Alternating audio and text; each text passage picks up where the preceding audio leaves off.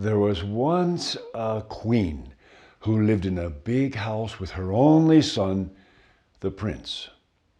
Her husband, the king, had died many years before. The queen was very fond of her son. She would give him anything he asked for. But the prince didn't ask for very much. He was a very good young man. About the only favor he would ask of his mother was that each day she have her servant make a beautiful dress. He would carry that dress each morning to the church. He would light a candle in front of the statue of Saint Mary and say a prayer, and then he would leave the dress in a bundle. And later that morning, the old woman who cleaned out the church would dress Santa Maria in her beautiful new garment. Well, living in the same town, there was a woman who was very poor. She had one daughter. Like the queen, she had no husband, and like the queen, she was extremely fond of her child. But while the prince went about dressed in royal finery, the poor girl dressed in rags. Well, one morning when the prince went to the church, he saw the poor girl kneeling in front of the statue, saying a prayer. He didn't want to interrupt her, so he sat down to wait until she was finished. But he couldn't help overhearing what she was saying.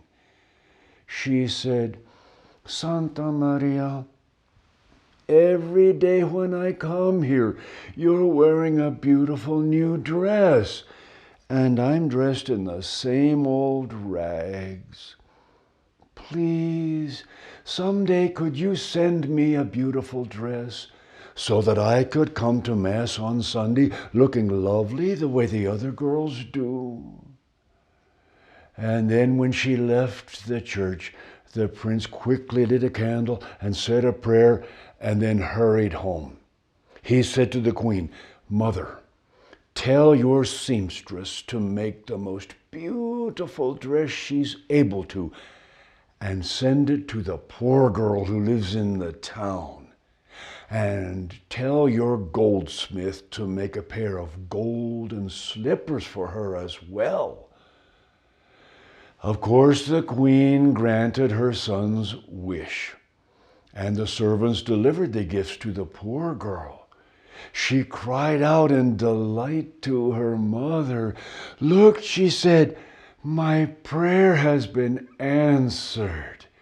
And she hurried next door to show the neighbor girls what she had received. What she didn't know was that those neighbor girls were very greedy, and also they were witches. And they were filled with envy at the sight of the beautiful dress and the golden slippers. They placed a curse on the slippers, so that whoever would put them on would fall into a deep, death-like sleep. The very next Sunday, the poor girl dressed in her beautiful new dress to go to the church. She was about to put on the golden slippers, but then she thought, "Oh no, the slippers will get dirty as I'm walking to the church.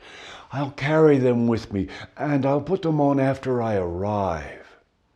She carried the slippers to the church, and she sat down at the back of the church, right next to the statue of Saint Mary.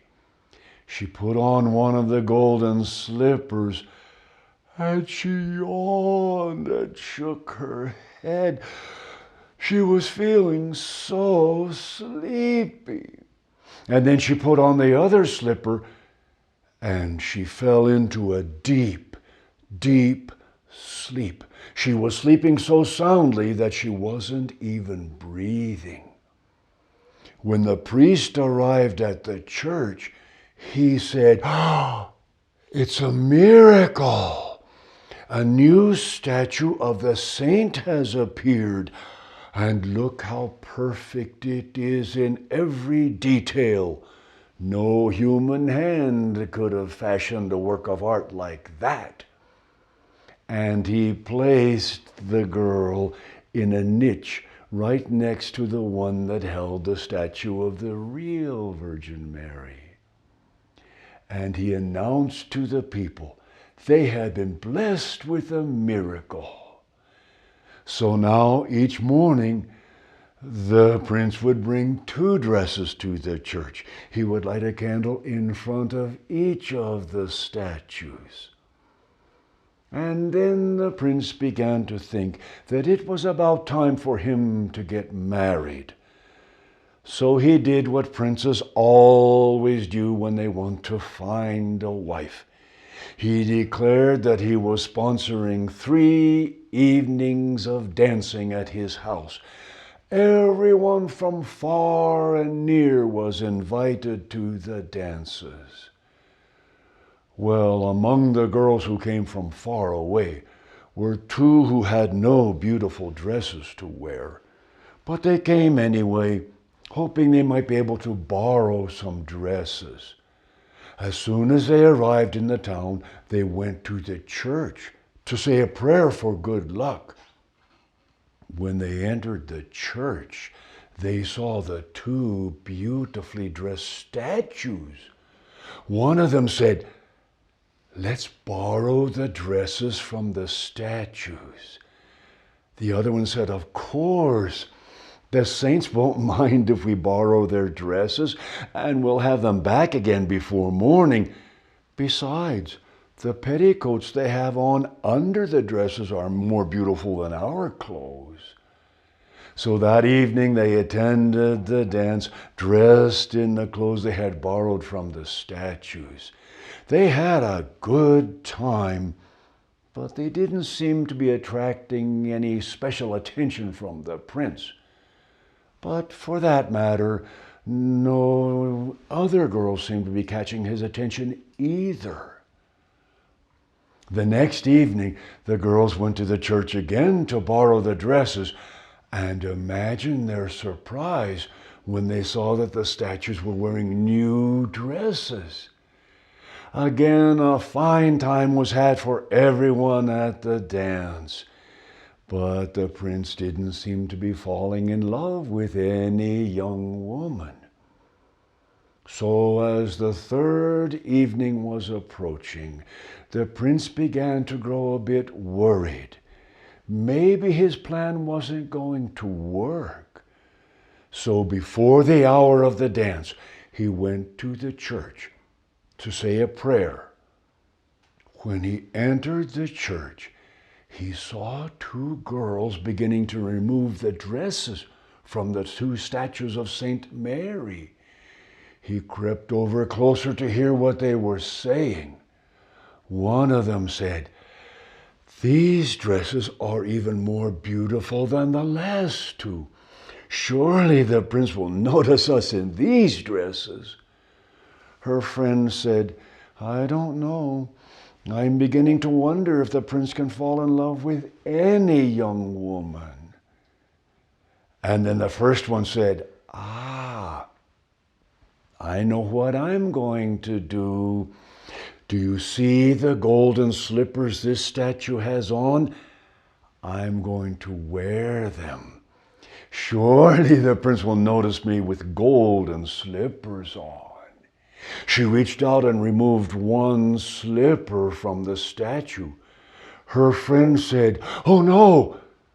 Santa Maria moved her leg.